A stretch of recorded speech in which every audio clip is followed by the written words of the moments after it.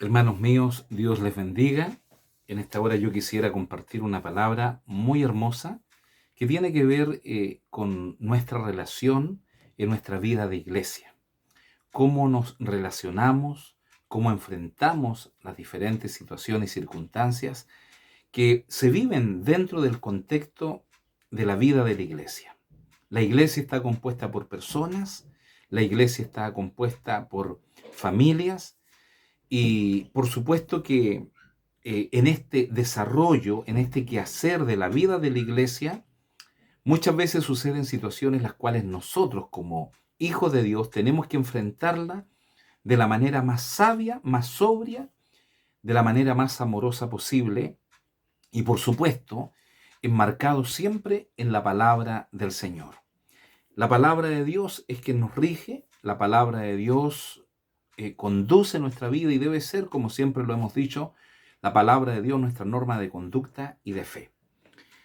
Hay un pasaje bíblico que se encuentra en Gálatas, capítulo 6, versículo 1, y dice lo siguiente: Hermanos, si alguno fuere sorprendido en alguna falta, vosotros que sois espirituales, restauradle con espíritu de mansedumbre, considerándote a ti mismo, no sea que tú también seas tentado. Recuerdo esta palabra que nos dice precisamente el mismo apóstol Pablo, que nos dice que ninguno tenga más alto concepto de sí mismo del que debe tener, sino que piense de sí mismo con cordura, ¿cierto?, delante de las demás personas, con cordura, con sobriedad, con un perfecto equilibrio, un perfecto y adecuado concepto de sí mismo. Generalmente en el mundo vemos que la jactancia, la arrogancia, la soberbia, la altivez es algo de todos los días. Esto se ve en todos los planos, en todos los ámbitos sociales, pero cuando llegamos a Cristo, esto cambia. El Señor viene a transformar radicalmente nuestras vidas. Por tanto, dice esta palabra y nos enseña el cómo nosotros debemos conducirnos. Y acá hay dos aspectos importantes a considerar. Uno es el hermano, ¿cierto? O los hermanos que son parte de la iglesia, que son espirituales, que están guardando la palabra de Dios y que están viviendo conforme al Señor, y que dan testimonio de aquello a través del fruto del Espíritu. Si usted lee un poquito antes, se va a dar cuenta que el Señor, a través del apóstol Pablo, nos habla acerca del fruto del Espíritu. Y a estos hombres y mujeres espirituales es que se está refiriendo Pablo, aquellos que hacen manifiesto en su vida este fruto que es el amor, gozo, paz, paciencia, benignidad, bondad, fe, templanza, mansedumbre. Dice la Biblia, y en este texto, contra tales cosas no hay ley. Está diciendo, nada puede ir en contra del fruto del Espíritu que ha provocado Dios, que no es de nosotros, sino que es de Dios en nosotros. Entonces, aquellas personas que tienen el fruto del Espíritu, que son espirituales, como dice este pasaje, deben tener una actitud correcta, debemos tener una actitud adecuada, correcta, bíblica, para poder enfrentar, ¿verdad?, cualquier situación cuando un hermano eventualmente o parte de la iglesia haya fallado. Debe haber un espíritu de mansedumbre. Reitero el pasaje. Dice, hermanos, si alguno fuere sorprendido en alguna falta. Si alguien dentro del contexto de nuestra iglesia, de nuestra hermandad, de nuestra familia en la fe, es hallado en alguna falta, dice, vosotros que sois espirituales, restauradle con espíritu de mansedumbre, considerándote a ti mismo, no sea que tú también seas tentado. O sea, está diciendo, cuidado con la soberbia cuando venga la corrección, cuando tengas o tengamos que hablar con él, con ella. Creo que es importante tener una actitud de acuerdo a lo que Cristo ha mostrado en nosotros. Jesucristo dijo, ejemplo os he dado en todo. Por un lado tenemos estos hermanos que son llamados los hermanos espirituales, vosotros que sois espirituales. Pero, por otro lado, está aquel que cometió la falta. Entonces hay que, de alguna manera, poner en contexto estas dos situaciones. Ya hemos hablado de aquel que hoy día tiene la bendición por gracia de Dios, no por los méritos propios, de estar encauzado y viviendo con un testimonio conforme a la palabra de Dios, viviendo conforme al Señor, conduciéndose en su vida diaria, de acuerdo a esto. Los hermanos espirituales. Quien ha cometido la falta, por otro lado, debe ser restaurado. Ese es el llamado que Dios hace. Pero también es importante que para que haya restauración, aquel que ha cometido la falta, aquel que ha fallado delante de Dios o delante de su prójimo, puedan considerarse a lo menos 4 aspectos que quiero mencionarlo muy brevemente. Número 1, cuando has caído en pecado, cuando la persona ha fallado a Dios y a su prójimo, hay aspectos que debes tú y que debemos nosotros considerar. Número 1, debe haber reconocimiento. Lo primero que debe suceder en aquel que ha cometido esa falta, ese pecado, ese desviarse del camino del Señor, es reconocimiento. Reconocer tiene que ver con la confesión. La Biblia y la palabra del Señor nos dice en 1 Juan 1:9 que si confesamos nuestros pecados, Él es fiel y justo para perdonar nuestros pecados y limpiarnos de toda maldad. El reconocimiento o sinónimo, la confesión, es esencial para vivir este proceso de restauración. Es el paso número 1. Reconocimiento, confesión, confesar nuestros pecados delante de Dios, pero ojo, también delante del prójimo, de aquella persona. Qué interesante es esto, porque a veces es mucho más fácil decir, Señor, perdóname por lo que hice, pero es difícil ir hacia esa persona y decirle, ¿sabes qué, hermano, hermana, es la esposa, al esposo? ¿Sabes que fallé, te defraudé, hice esto, he pecado contra el cielo y contra ti? Entonces, creo que es esencial y fundamental la confesión. Por otra parte, hay un pasaje que es muy interesante en Santiago 5:16 que nos dice, confesaos nuestros pecados unos a otros y orad para que seáis sanados. Para que haya sanidad debe haber confesión. Para que haya salud, sanidad en la vida del ofendido y también del ofensor, debe haber confesión. Qué importante es esto. Número 2, reconocimiento, dijimos número 1, o confesión, que es lo mismo. Reconocer, para reconocer hay que confesar.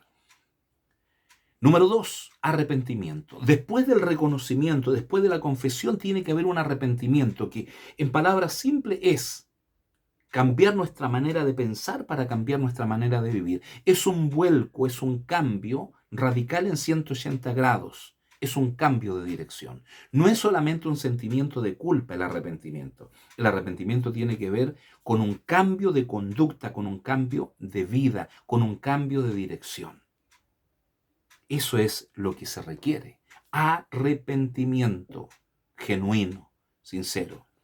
La Biblia dice, arrepentíos y convertíos para que vuestros pecados sean borrados, para que vengan de la presencia del Señor tiempos de refrigerio. Qué tremendo. Así, y eso sucederá cuando hay un genuino arrepentimiento. El Señor nos llama al arrepentimiento constantemente. Ese es un llamado al cual aquel que ha ofendido, aquel que le ha fallado a Dios, a su prójimo, a su esposa, a su familia, a su iglesia, debe no solamente reconocer, reconocimiento número 1, sino debe también haber arrepentimiento. Número 3, aquí es donde sucede el perdón, aquí es donde se provoca el perdón de Dios. Cuando hay arrepentimiento y pedimos perdón, viene el perdón de parte de Dios. El Señor nos perdona. Y el Señor nos envía y nos llama a perdonarnos los unos a los otros nuestros pecados. Que no tiene que ser el deporte, que tiene que ser la excepción, porque nuestro estándar de vida es la santidad. Entonces, cuando nosotros reconocemos, cuando nos arrepentimos, viene el perdón de Dios y también el perdón del hermano o de la hermana, de aquel que fue ofendido o ofendida. Qué interesante es que para que haya perdón tiene que estar los dos primeros puntos, reconocimiento y arrepentimiento. Pedro le pregunta al Señor y le dice: Señor, ¿cuántas veces he de perdonar a mi hermano? ¿Acaso 7? Y el Señor le dice: no, Pedro, no son 7, 70 veces 7. Ahora, acá hay responsabilidades compartidas, aquel que perdona y aquel que sigue fallando. Si esa persona sigue fallando, tendrá que darle cuenta a Dios. No podemos jugar con Dios. No os engañéis, dice Gálatas también en este pasaje. Más adelante, no engañéis, Dios no puede ser burlado. Todo lo que el hombre sembrar, eso también segará. No podemos jugar a ser cristianos. No podemos vivir pecando, fallando al hermano, a la esposa, al esposo, a la iglesia. Tenemos que ser serios en las cosas de Dios. Tenemos que ser responsables en las cosas de Dios. Dios nos pedirá cuenta a cada uno de nosotros si somos cristianos estables, sólidos, sobrios, que están viviendo y creciendo en la gracia y conocimiento de nuestro Señor Jesucristo. O somos de aquellos de alguna manera que les gusta jugar al Evangelio. Vivir dos estándares de vida. Una vida cristiana el día domingo, el día de culto, y una vida totalmente distinta, contraria a Dios, que nos da buen testimonio. Eso es algo serio. No podemos jugar con Dios. Entonces, por eso que es importante que el arrepentimiento sea genuino, real, cambio de conducta, cambio de mente y cambio de vida, cambio de dirección. Entonces, ahí se provoca, decíamos como punto número 3, el perdón, para no volver a caer, a tropezar sobre la misma piedra, no volver a cometer el mismo pecado. Eso es importante, ser serios, honestos, íntegros con Dios en esto. Y número 4, viene la restauración. Cuando hay reconocimiento, cuando hay arrepentimiento, cuando viene el perdón, recibimos por gracia de Dios el perdón y por gracia de Dios el perdón de nuestro prójimo. Entonces viene la restauración. Y este es un proceso. Este es un proceso en el cual tiene que Dios tratar con su vida.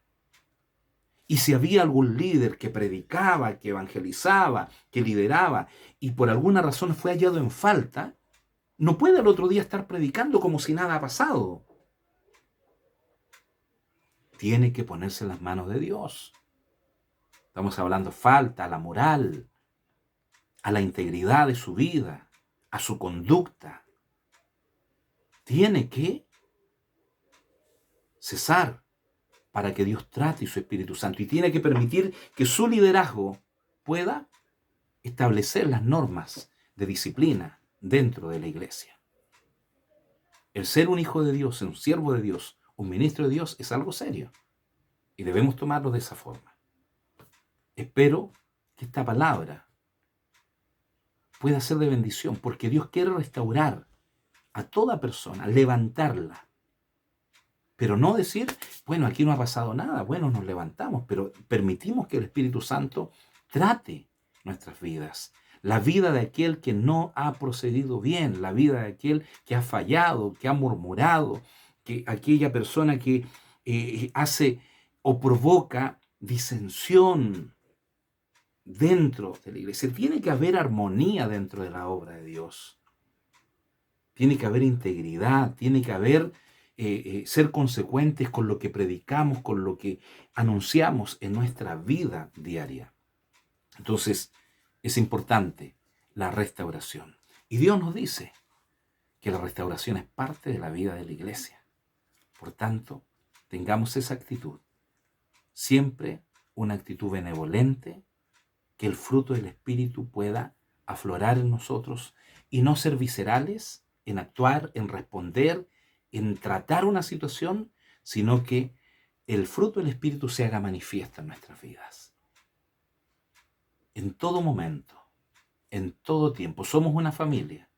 Y como familia, las cosas deben ser cada día tratadas por el Espíritu Santo en nosotros. Que fluya el Espíritu Santo y cualquier situación. Dios, por supuesto, que traerá la paz, la bonanza, la armonía, la edificación.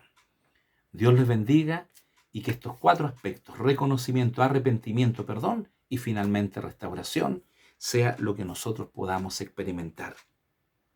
Y reitero y concluyo con el texto: si alguno fuere sorprendido en alguna falta, vosotros, que sois espirituales, restaurarle con espíritu de mansedumbre, considerándote a ti mismo, no sea que tú mismo también seas tentado. Entonces, todo en perfecto equilibrio, en las manos de Dios, construyendo una hermosa familia en la fe.